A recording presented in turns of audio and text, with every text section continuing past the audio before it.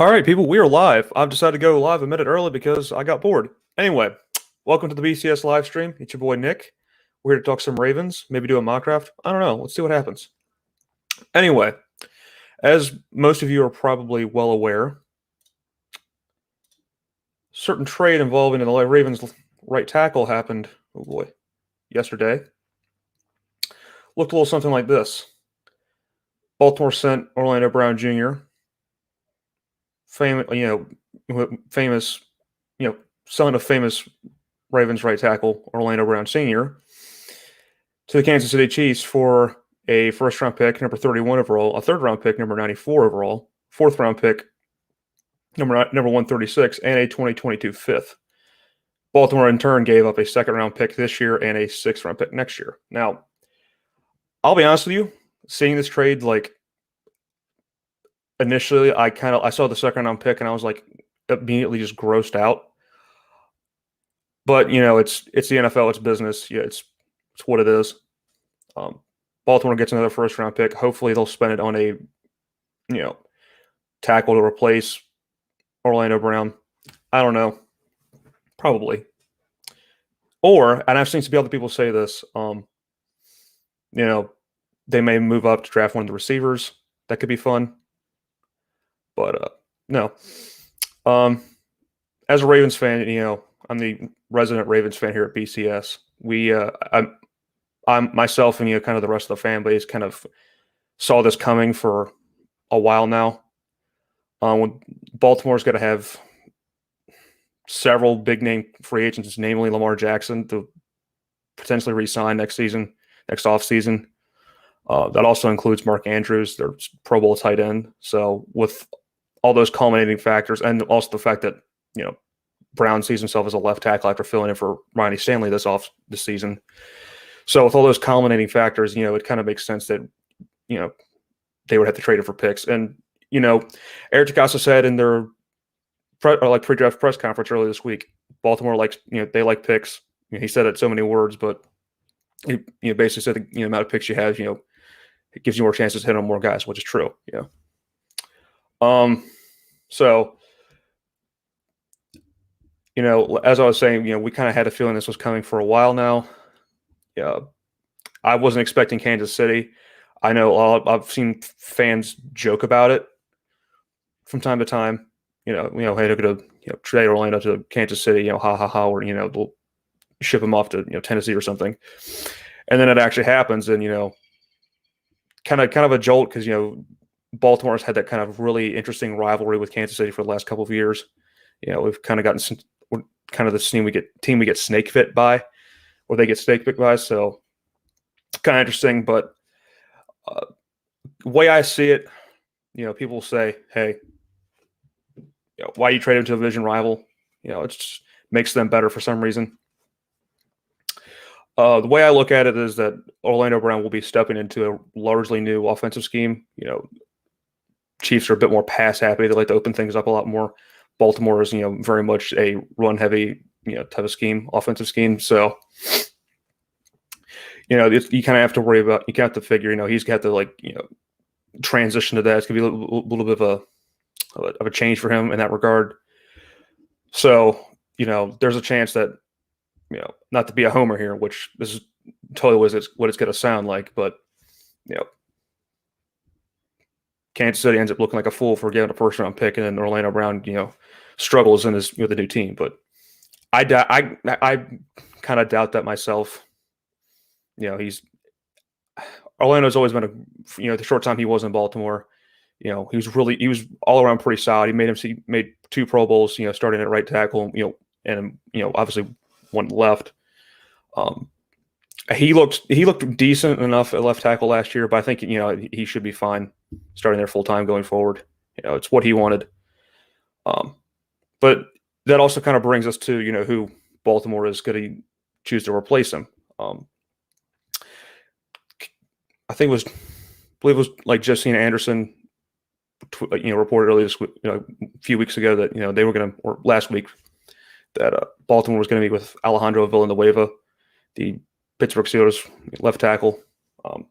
And initially, I that kind of set off all the signals in my head that like, oh, hey, Orlando Brown's going to get moved. And then I see people in the community, Ravens, fandom being like, oh, no, they're just going to, this is just depth, nothing to worry about. And then lo and behold, he gets traded.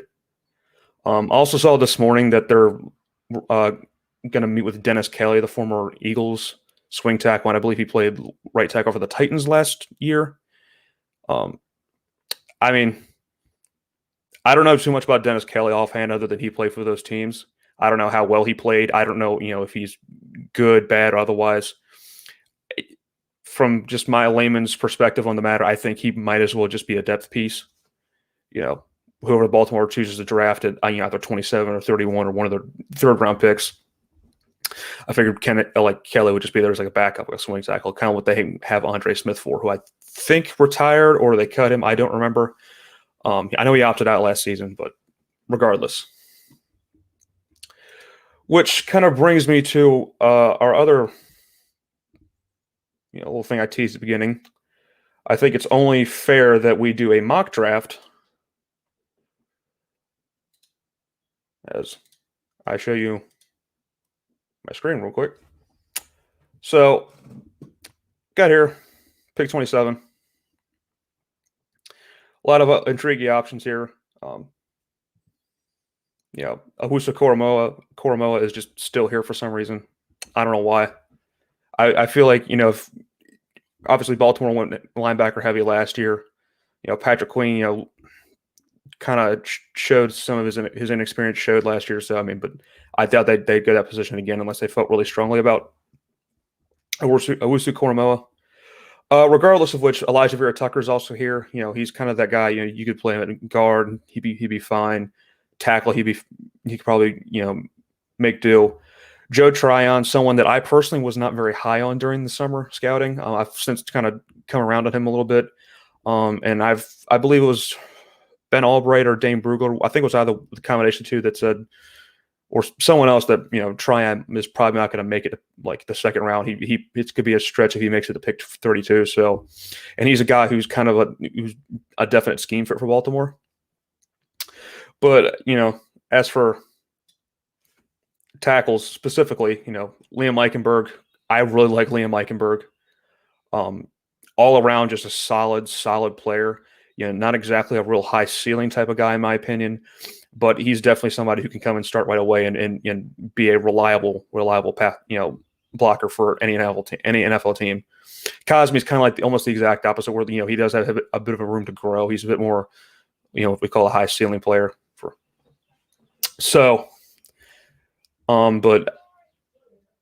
there's just something tells me that I feel like if they were going to go tackle here at either 27 or 31, it would be someone like Eichenberg. But anyway, back to our other options. If you're around any kind of Ravens fans, they are screaming at the top of their lungs for a wide receiver in round one. I know I'm definitely one of those people. I've seen a lot of people like Elijah Moore, Rondale Moore, or Mari Rodgers to the Ravens, like kind of these shorter, smaller, speedy guys. That Baltimore definitely has been taking 10 million of them within the last 2 years. Which, I get it. They clearly have a type. But I would argue you want to get someone who can make those contested catches, kind of be what they intended Miles Boykin to be. You could advocate for Marshall here at 27. But the problem, Marshall came out a couple of days ago that he's, apparently struggled with injuries throughout his, career in high school. So that's a little concerning. And I know as a Ravens fan, we've kind of had a run-in with really injury-prone receivers. So that's maybe something we would abstain from. And the fact that he goes to LSU, I know they broke the mold. They kind of broke the mold last year by taking Patrick Queen, an LSU player, because Baltimore traditionally doesn't take LSU players. That's kind of the running joke. So maybe he's in play here at 27. The guy I would have loved to have here at 27 went to 26 to the Cleveland Browns is Azeez Ojulari. I've pounded the table with him for a few months now, but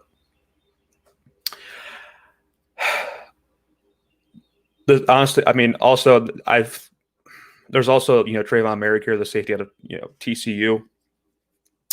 We all kind of witnessed the Earl Thomas debacle last season. He tried to fight Deshaun Elliott in practice, or Chuck Clark, one of the two. and was subsequently cut. They just kind of threw Deshaun Elliott to the Wolves in the starting role. I think it was like a few weeks before the season started. So Elliott played okay, but man hadn't played any kind of reasonable amount of football within his first 2 years of the season of his career. So he was going to struggle. So so Mary could be an option here. And the more I've listened to Ravens insiders, I think Jeff Sarebic, sorry if I butchered your name, was on Locked On NFL Draft the other day with Trevor Sikkema and Ben Solak, and he seemed to be hinting at the fact that if Merrick was there at 27, that Baltimore would take him. I mean, he's never really led the fan base astray before, so I kind of have to agree with that. And I mean, granted, Merrick's not a sexy pick by any stretch of the imagination, but I would like it. He's a very good player. He's not the best athlete in the world, but he's smart. He plays physical. He kind of fits with the mold of what a Raven safety is. And he's a ball hawk. Not to get all buzzwordy on you, but it's kind of what I see him as. So I think even though Vera Tucker is here, I do think Vera Tucker is more of a guard. I mean, granted, they could conceivably use a guard, but I don't know. I think you could probably wait on interior offensive line at this point in the draft. I'm just going to go with my gut here because I think honestly overall I think they might end up just taking Merrick here at 27. So I think we'll go with Merrick here. I don't want to make a trade and go away, Los Angeles. Vera Tucker's still here. Ain't that funny? Okay, now I'm stuck.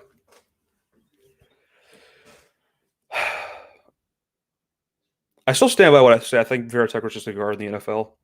I mean, he can play tackle. Sure, he has experience at it, but I think he translates better as a guard. And truthfully, I mean, Jason Oweh, athletic upside, has added this world upside. I'm not going to take that away from him, but I think, I think that's maybe somewhat. I think for Baltimore, what they want to do this year, because I think they're obviously in win now, but they flamed out in the playoffs the last 2 seasons. So I think they kind of want someone who's closer to ready right now than someone like a project. Maybe they can get that on day 3. I know there's guys that I want at day 3, so I think.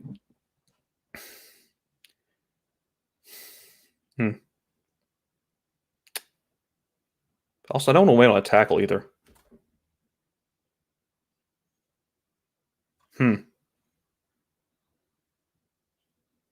I'm caught between Tryon and Eichenberg.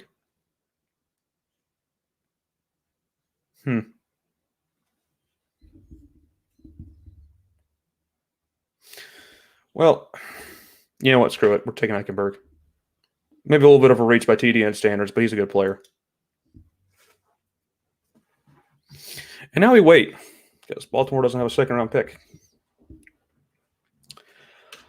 Kind of hoping one of these big-name edge guys falls here. I kind of doubt it now because it's just athletic upside guys.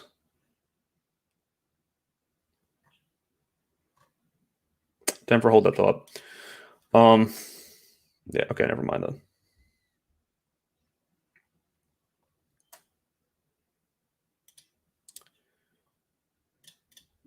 All right.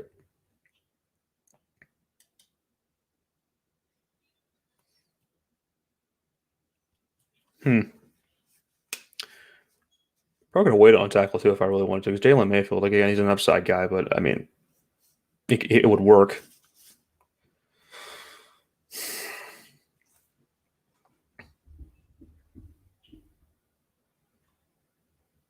Damn, I really just screwed myself, didn't I?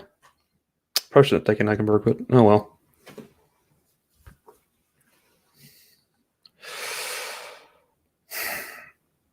So here's an edge.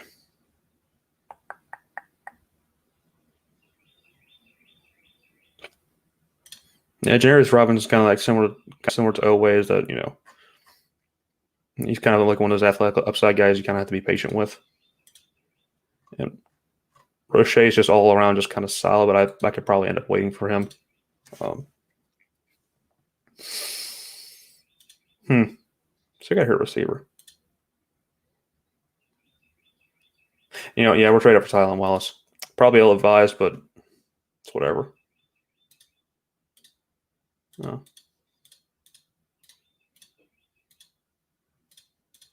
Okay, they really want that 5th round pick. All right, fine. We're doing it.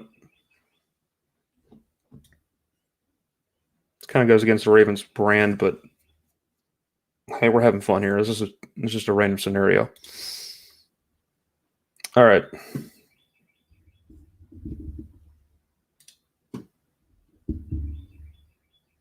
If I wasn't streaming, I would actually just restart this, but we're doing it. Tylen Wallace. He's a Baltimore Raven. We like fun.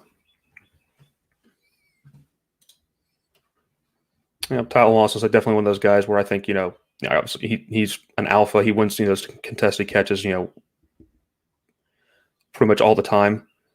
And I think that would really lend itself to help Lamar helping him throw outside the numbers.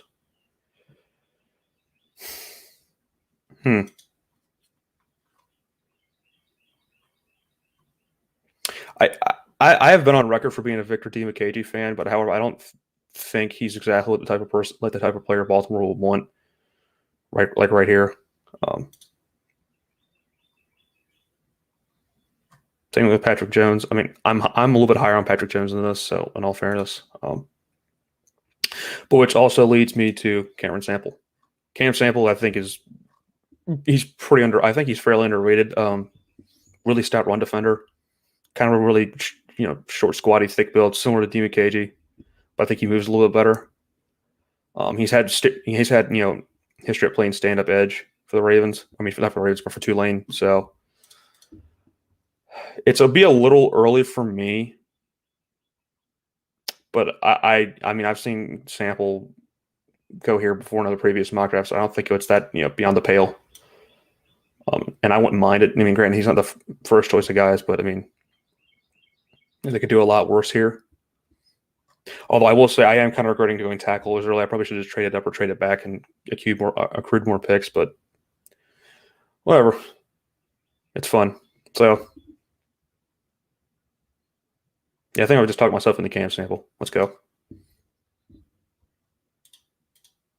I don't think too many Ravens fans would really like that pick very much, but I mean, he kind of seems like a guy they would definitely take. They like guys who can play the run, and when you're facing Derrick Henry potentially twice a year, that's kind of needed. No, thank you, Miami. All right.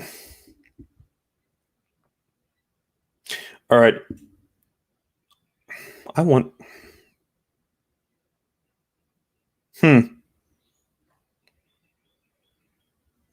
So I just had an interesting thought. So Calais Campbell, he's getting older. He's not going to be the team I would imagine that after 2 years maybe max. Also, DiMcKay to the Seahawks. That's just funny. But also Marvin Wilson, Brandon Williams. He's another one of those players. He's kind of getting up there. I think he's a free agent after 2021. I know that they have an option to back out of his contract. So both would make sense. Wilson over the summer, even last year, he kind of got billed as potentially a top 10 defensive tackle, and then stock plummeted. Unfortunately, he's still a really good player. TVN's a low ball in him a little bit, in my opinion, but I think Baltimore likes to rotate in and out their defensive tackles. He's still a really good player. I think he'd be a great replacement for Brandon Williams. And that same goes for Deo Odeyingbo. He's kind of that big end piece. You could play that 5 technique in Baltimore's base 3-4. You can kind of move them all around the defensive line. Put them inside. Like over the guard, something like that. You put them in that shade nose and have them rush in sub packages. That could be perfectly fine. Although Fourness's Vikings are here at 134, that's definitely a guy they would take. But I think I'm gonna go with Wilson. Okay, thank God. Okay, they took Kenny Yeboah. All right, cool. Thanks, Tyler. You did the Ravens a solid. What other picks do we have in this?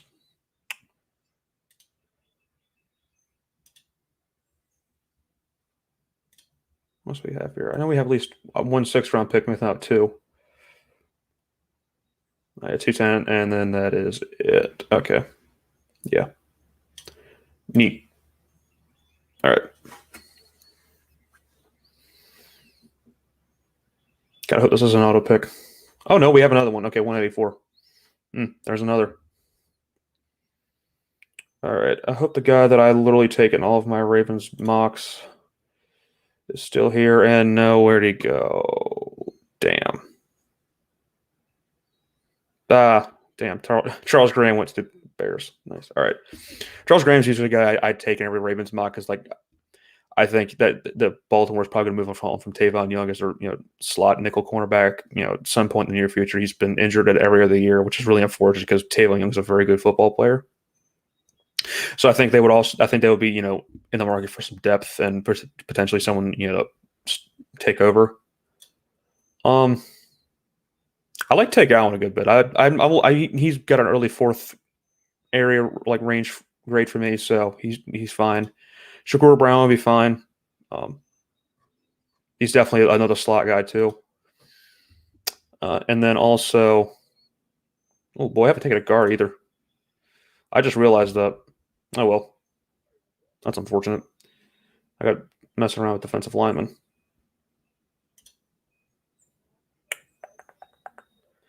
Oh boy, Alec Jackson. Not good.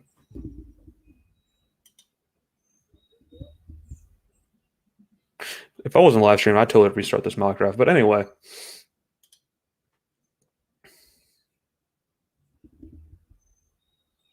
Do I take Josh Palmer? No, Nick, you don't. You don't need to. I take Shakur Brown. I don't think he ran the fastest 40, but it's whatever.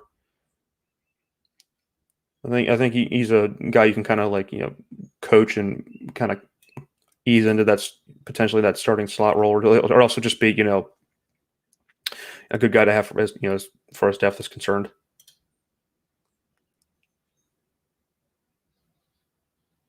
There's probably a few guards Baltimore could sign to kind of make up for the fact that I didn't draft one here, but it's whatever. All right, final pick. Anyone here I like? I don't want to give him a tight end, even though like Quentin Morris. Who's the guard? I wonder if Jack Anderson's here. He is not. Damn, that is unfortunate.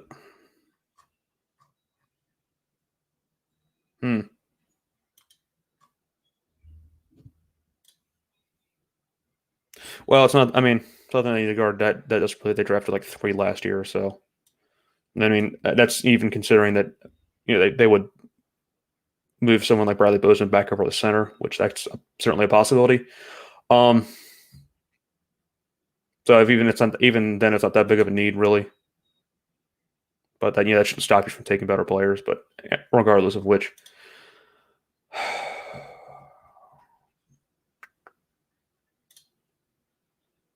I think it's some guy who could play special teams. You know what? I think I did one of these this morning. Garrett Wall is decently athletic. Yeah. I don't want to take another running back because I would just feel on point, even though I do like Jamar Jefferson. Yeah, God, no. Alec Jackson. It makes me sad. Yeah, let's do it. Garrett Wallow.